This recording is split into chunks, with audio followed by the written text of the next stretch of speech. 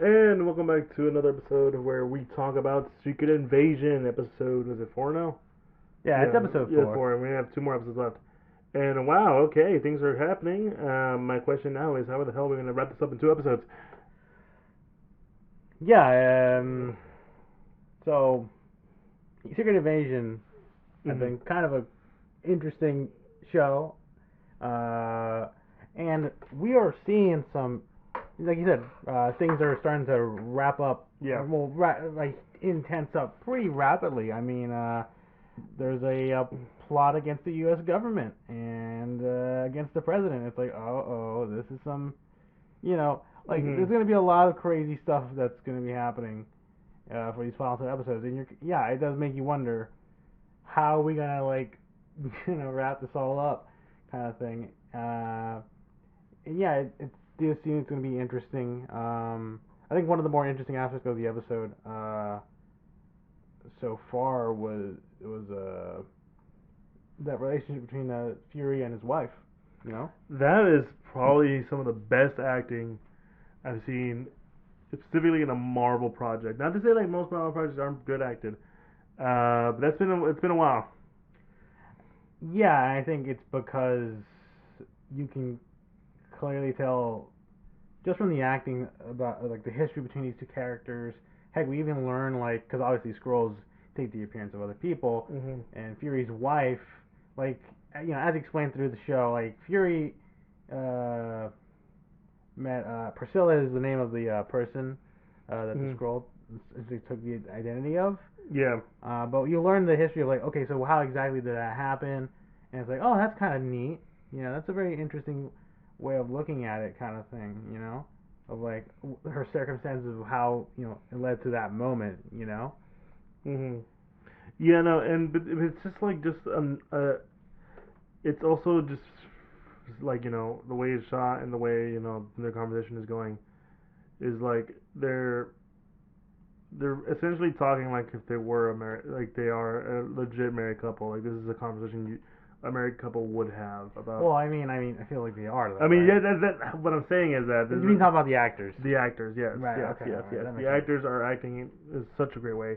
Mhm. Samuel L. Jackson and the woman whose name is escaping me are doing a fantastic job of that. And like one of my favorite things about that scene too was that right behind and this lets you remember the guy who was in charge of like Mr. Robot was also doing this show, Mhm. and so a lot of the shots pretty much follow suit with that. And there's a shot with her like when they're talking, and just like she's sitting behind all these different masks, different identities, different um, like because you scroll and it's like, oh yeah, I mean that's obvious because you scroll. No, but you gotta understand what the meaning behind that is. Like she's hiding face, right?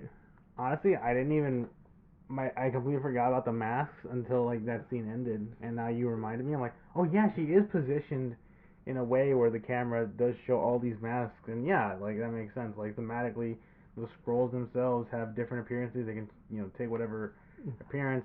They're Mm-hmm. shape shifting aliens, and Yeah. obviously, it's a scene of like what version of Priscilla are we looking at here? Is it and yeah, it adds Yeah, like and another she's like. hiding behind the skin of Priscilla, right? Mhm. Because like remember because of the conversation they had earlier, Mhm. and then Fury just shoots one of them off. Right? There's a lot of thematic things going on there, and I love it. I was like, I am eating this up as someone who loves theming and like and metaphors and stuff like that. I loved it. That's sort of the neat thing of movies and TV shows that you can have that visual cue in. Like Mhm.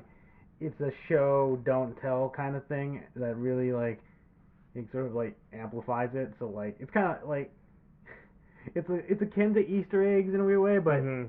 it's Easter eggs like it makes you think about the hidden context and like what this scene actually means rather Mhm. than just oh yeah look it's that one thing from that one comic that I like a lot. Yeah, it's more like there's actual like reason behind all this. Yeah.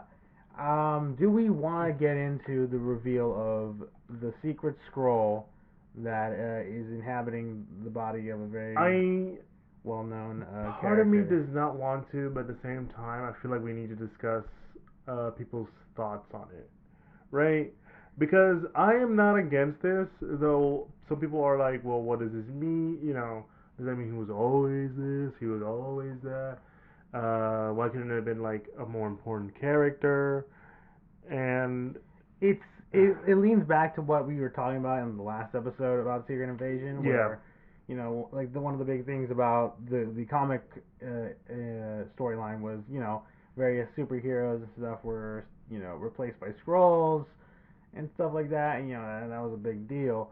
But in the terms of the MCU, it's not like you can just have Iron Man, Tony Stark show up and be turned out, oh, he was a Skrull all along or whatever. It's like, wait, mhm, what? That doesn't make sense. So I mean, part of it I think is just yeah, obviously with the scale of the show, you're not I think the actual reason why is obviously like the scale of the show. You can't have a whole ton of big name actors. So you can't have all the mainline Avengers just be like, hey, I'm a Skrull. But at the same time, it is kind of one of those. I know people were kind of joking about it, mhm, and now seeing it like, I think for them seeing it to be, oh wait, you're actually going that route. Okay. I don't know how I feel about that. It's like okay, it's a I think a lot of people find it interesting. Other people obviously like you were saying are like I don't like this at all. Like what about all the that character development and stuff like that? Which to be fair are I think a lot of criticisms that you could easily levy at the original Secret Invasion because yeah, that one I feel like more than anything kind of went a bit hard on like who was a Skrull, who wasn't a Skrull, and it's like, well, how long were they a Skrull? yeah. And When did this happen? and I think that's sort of going to be the threading the needle that the show is going to have to do with this character. Yeah, Like where was the precise moment where this character got turned, where this character was replaced by a Skrull? mhm, Because obviously we know that Skrulls have been around since the '90s because of Captain Marvel, yeah, and we have seen Skrulls sort of popping in and out of mhm. as far back as I think Far From Home. We had Talos, and I think I forget. His wife's name. Yeah, Yeah, his wife. Being Fury and Maria, and yeah, and then we have that one cameo appearance at the end of WandaVision where one of the Skrulls meets Monica to recruit her to Sword, mhm, I believe, or something like that. Like Nick Fury wanted to see you back up on Sword. mhm. So clearly, the idea of like, oh, there's Skrulls hidden amongst this kind of thing has always been sort of Yeah, there in the background for phases 3 and 4, mhm. and it's like obviously here it's where it's like really popping up like, oh yeah, Secret Invasion, let's go. That's now they're gonna plant themselves, they're planted everywhere, that sort of thing. And yeah, it's gonna be interesting to see like, okay, when exactly did they Because get it this has to be a done? point where it makes sense, right? Mm-hmm. Because like if they just say it was between so and this movie and this time, I think it just I wouldn't say it cheapens the time frame of that character's motivations and character arc, but I feel like you need a sort of a very reasonable time point. Obviously, before and after said events could make sense. Mm-hmm. But well, we also got to remember this character is get more stuff later on. Where are we going? Is this gonna be the actual character, or is this gonna be the character that we are just now introduced? Right. And I personally think, um, given the way this character has acted throughout the series, it feels like it has to be at least a bit recent, Mhm. considering like there's a very clear like distinction between this character's past appearances and this character's appearance in this show. Yeah. They feel a bit more volatile, more Antagonistic. antagonistic towards certain characters, especially Fury. So I mean, heck, once Fury figures it out, he kind of plays like a little like mind game with them, Mhm. and it kind of feels like, wait, does he know that I'm a Skrull now, or what? I don't. Basically, it's Yeah, kind of yeah, yeah. like it's really just there so that Fury can slip in a tracking device on this Skrull basically, Mhm. and track their movements, get Hawkeyes on him, basically, not actual Hawkeye. Yeah, no, I'll be like, keep an eye on the boy. Yeah, so there is. It does make me feel like it is one of those like has to have been recent because like it'd be weird if this character has been a scroll for like how many years? Mhm. I mean, I know like there's probably somebody making like a fun joke about it, considering who this character is. Mhm. But God, that'd be such a weird like way of like being like, oh yeah, you know, That's why this is the way he is. yeah. And I think you're right in the thing, because like a lot of people I feel are a little upset because I think part of it just you kind of want that the way out in the book it was like, oh, secretly this person was, oh, he's a scroll, uh whatever random character from the Fantastic Four, or like whatever like main person here and there, but it's like it just doesn't feel right, right? Mhm. It feels, if for this, because it's a different like story and a different thing, it was never meant to be like as accurate, but like I've said it before, it's trying to capture the same feel and kind of the same themes. I say kind of because again, my exposure to the book is never really that great. So, but the idea of this secret group of people coming in and throwing stuff off is been around since forever. They lived, Amazing and Body Snatchers, basically any movie inspired by the Red Scares, Mhm. that kind of stuff. So it only makes sense that they want to kind of do their own thing with it, or and slash like try to find a way to make it more modernized. I think this is a very like good attempt at it, even though like a lot of people were like, oh, but kind of like wish it was more like in the comic. But it's obviously we can't do that the way things are set up. With, like we said before, the comics have had years and years of like stuff to go with, and like you also have to think about the fact that you could easily use like say the scrolls as a retcon. Like, why did that person do this such a thing? Like, oh, because he was a scroll the whole time. Oh, that makes sense. You know, Mhm. you don't have that here, and like I mentioned before. Now, obviously, where this goes, no one knows because we haven't. We're only speaking about now, not the future.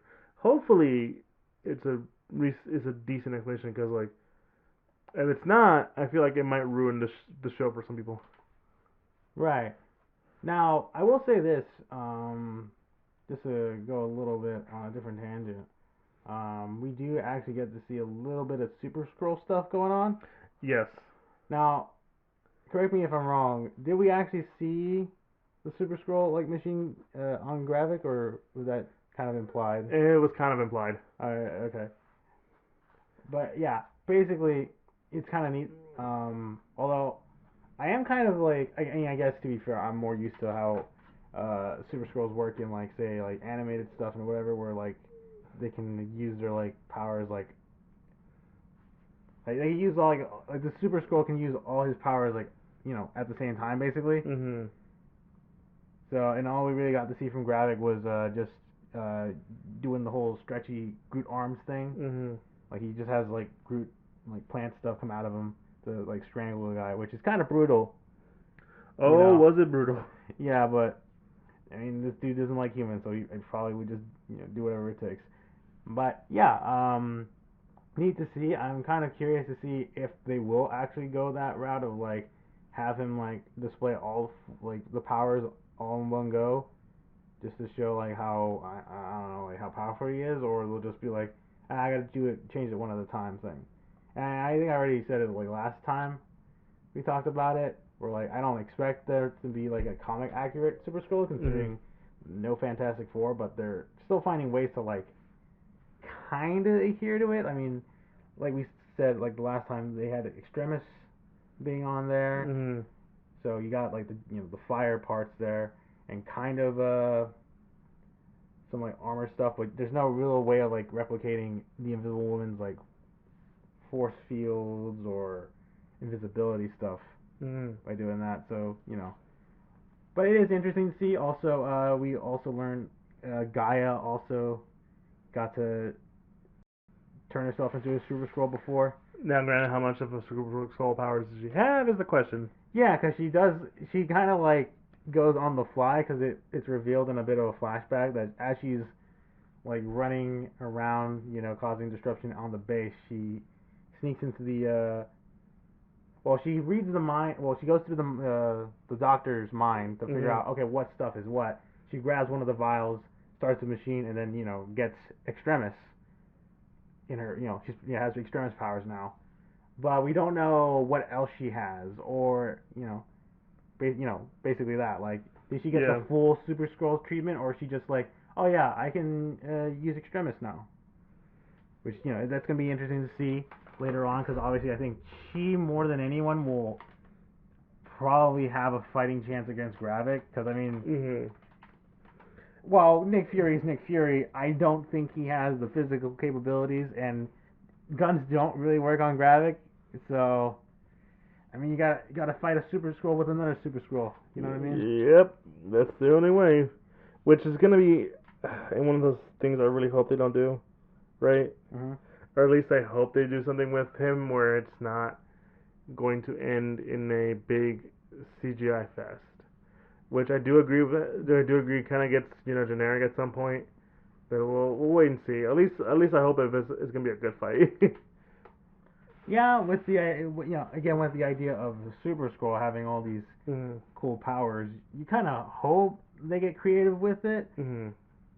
We'll see what happens in these I mean, the next closest thing we've episodes. got was Fantastic Four: Rise of the Silver Surfer, when they gave Johnny all the powers. Yeah, which was yeah. Looking back on that movie, I mean, we even then when we were watching that as kids, we were like, "That's not right." I think as kids, I think we remember just them botching Galactus and being like, "What the hell? This isn't a giant man eating planets. He's just a cloud. This is some bullshit." With a shadowy figure of the helmet. I mean, I don't know. It's just I would have accepted it. You know what would have made sense of that movie? If they said like, yeah, the big cloud, that's actually the machine. He's right in the center of it. that would be kind of neat if it's just a regular sized dude Mm-hmm. in like wearing purple or whatever, and it's like this is my machine. This is how I eat planets. Yeah. Which would make sense. See, that's kind of a neat way of like reinventing the character for modern day. Yeah. Like if you didn't want to go like straight up like just a giant dude running walking around the universe eating planets. I mean, I would question it, but like then there's also that one time where they made a Galactus, and this is from the 1610, the Ultimate Universe, where it was just like just a bunch of ships. Like it was just like like a locust kind of thing. And I'm like, that's lame. A little bit. That's kind of lame. And then they fought the actual Galactus, and they're like, what the fuck? Yeah. They must have been very befuddled Mm-hmm. when they saw that. But yeah, it's gonna be neat seeing kind of where the show goes off in these next Yeah. two episodes. And we're not even mentioning some of the more important, like small details of things that are going on, and that's mostly because we're kind of still trying to keep it on a bit of a hush hush kind of thing. But yeah, there's a lot of stuff that's going on in the show that like makes it feel very much different, and in a good way. And I mean, I've seen people go kind of back and forth on it online, where they both like either are kind of okay with it, but also kind of like, but also like really enjoy the show. And I'm one of those people who's really enjoying the show because this is what I would want from a Fury centered show, and it's like not half bad. I think it's a little more, still more on the slower side for some people, but to each their own, right? Mhm. I feel like this is kind of like not Marvel's answer to Andor, but like a nice little like attempt at Andor.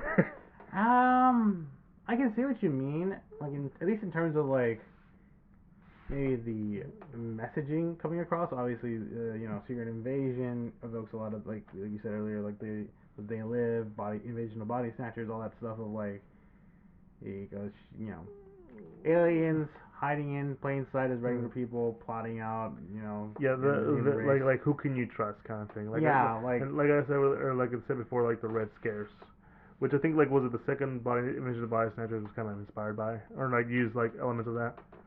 yeah, like that whole time in U.S. politics where they're just accusing everybody for being secret Russian agents. Mm-hmm.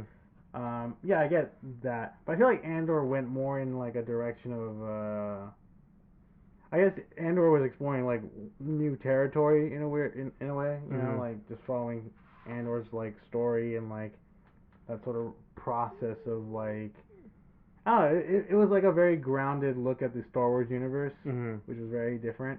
I think with Secret Invasion, like we still have the. I think part of me is just like, he, yeah, these are aliens that shift into anything, and now they found a way to give themselves even more powers, and they're just kind of crazy. Mm-hmm. Like I don't know, like I get like I wouldn't say it's not as grounded as I guess I would say it's not as grounded as Andor, and because of that, it doesn't feel as real. Yeah. You know, Mm. like at least with Andor, you can like see a lot of parallels to like maybe actual like rises of rebellions in history and stuff like Yeah.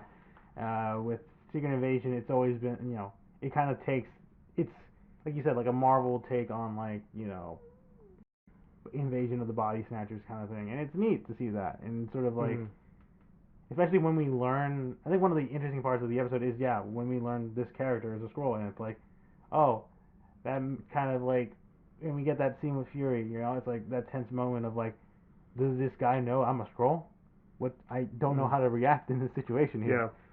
Yeah. And like I think I also talked about it before, like the small little nuggets of things that they leave behind as to like how far is the reach of the scrolls is still such a like a really like neat and cool thing they did. Like the fact that they had that one guy who was basically like a Sean Han- we talked about it before, the Sean Hannity guy, where it's like clearly obviously that this guy's supposed to be that. And it's like interesting to see how much like control the scrolls technically have as to what like you know how much they really need, because the whole point is like Gravik's thing is to cause disruption and get them to attack each other, and that's sort of the gist, like yeah, the gist of his plan. But like what essentially he's doing, he's spouting misinformation, he's spouting like a lot of rhetoric that would cause people to be up in arms. So it's kind of interesting to see. Granted, he still needs to needs to have some level of control of of different governments in order for it to work out, right? You can't just be like, oh, they did this and then did that, therefore you need to do, therefore they can do. Go ahead and just start killing each other off. No, it's like okay, no, we need to make sure this makes sense. We are invading these people, hence the name. But yeah, no, I'm also very excited. I'm very interested to see how this plays off. They're leaving a lot of like breadcrumbs, right? This is the fourth episode of six. So where could we go in the next two episodes? Obviously, the last episode is going to be the the climax, like following action kind of story level, right, story point, right? But like, where do we go, right? Because Gravity looks kind of unstoppable right now, and I mean we know what's her name, Gaia has something up her sleeve. Talos is gonna be Talos. That's all I gotta say about that. Um, and when it comes to the scrolls, but Fury, you know, I don't know. It's leaving me in a state where I am very interested to see what happens. I'm not saying I don't have an idea of what could happen, but I really just want to see how this goes on. Yeah, it does seem like because obviously Gravik's plan was to attack a U.S. convoy with the president posing Mhm. as Russians, and it's interesting to note because um, Gravik's there himself. He doesn't send a bunch of scroll lackeys, and when the fighting commences, like I said earlier, he does show off some of his super scroll abilities, Mhm. which I feel might lend into like maybe Fury finally getting a bit of an upper hand because Gravik in an attempt to control the situation Mhm. exposes his powers, and quite a few of those soldiers are still alive and take are able to get the president back to safety.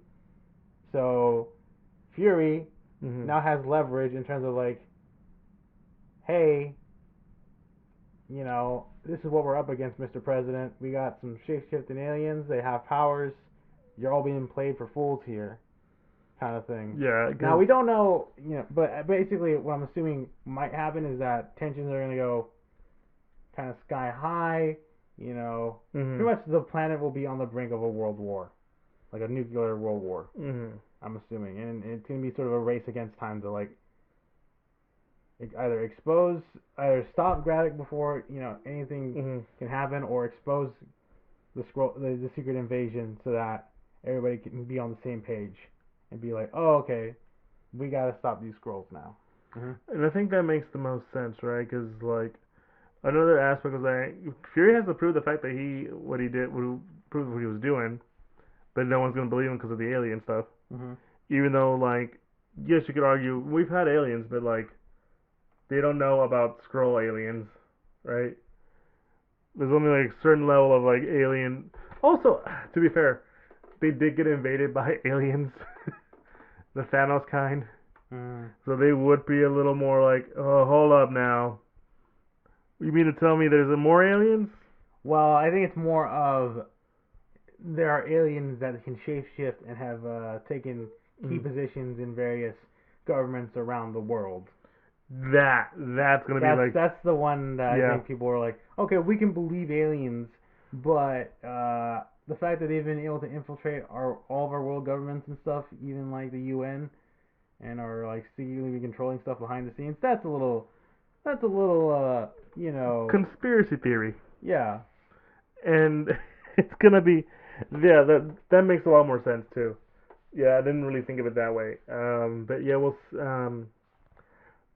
hopefully we'll see how this all plays out because there's a lot of stuff in there that makes me go like, oh, they could do this, they could do that, but we'll see. But I think that's about as much as we can say about this episode, unless you have anything more you can want to add.